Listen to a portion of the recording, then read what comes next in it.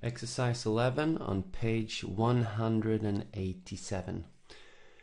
An arithmetic sequence has the first term 2 and the common difference 5. Given that the sum of the first n terms of the sequence is 119, calculate the value of n. So first of all, let's write down what we know. They tell us that the first term is 2. The first term is called u1. The common difference, or d, in this arithmetic sequence is 5.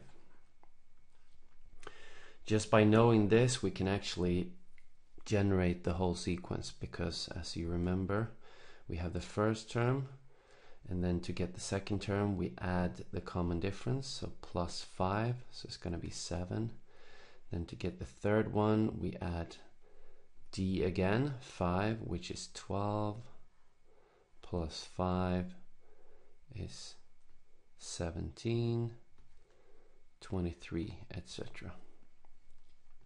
So this would be our arithmetic sequence. Now, they also tell us that the sum of the first n terms, we don't know how many terms they add together, the sum is 119. So let's say Sn is 119, and we don't know n.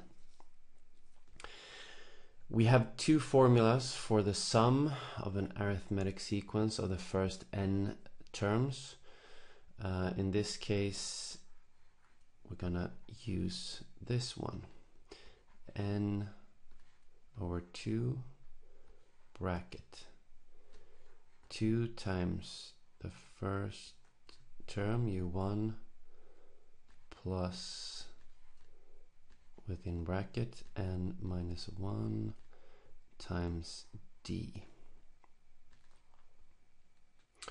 Let's have a look at this formula. We know that we don't know n, that's what we're going to find out, but we know that the sum is 119, so we have the sum here. N we don't know yet, u1 is 2 and d is 5, so we have everything except n, so we can just substitute Sn and write 119. N we don't know, so we're just gonna write it out as it is. Bracket 2u1 means 2 times u1, so we have to write it out. 2 times u1, which is 2, plus we don't know n, so I'm just going to write out this bracket as it is, and then it's times d. D is 5. Let's continue. Sorry, we can do it like this. 119 is equal to n over 2. So what can we can clean up a little bit here within this bracket. So plus, it's going to be 5 times n and 5 times minus 1. So 5 times n is going to be plus 5n, and then 5 times minus 1 is going to be minus 5.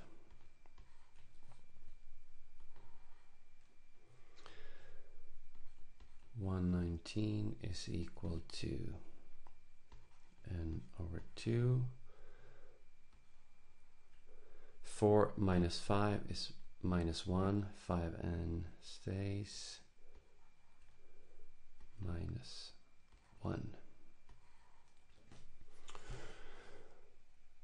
Okay.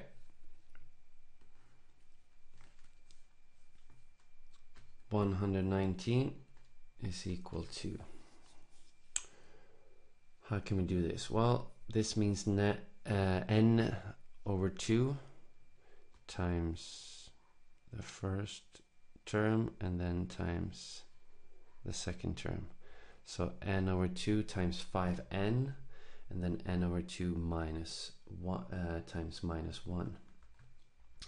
So this is going to be 5n squared over 2, and then n over 2 times minus 1 is going to be minus n over 2. As you can see, we have a quadratic equation. So I'm just going to move, let's say 119 to this side. 5n squared over 2 minus n divided by 2 minus 119 is equal to 0. And now we can just use the quadratic formula to solve this equation, and we'll have two values for n. Since it's a quadratic equation, we're going to have two solutions, and then we have to see which one is the most probable.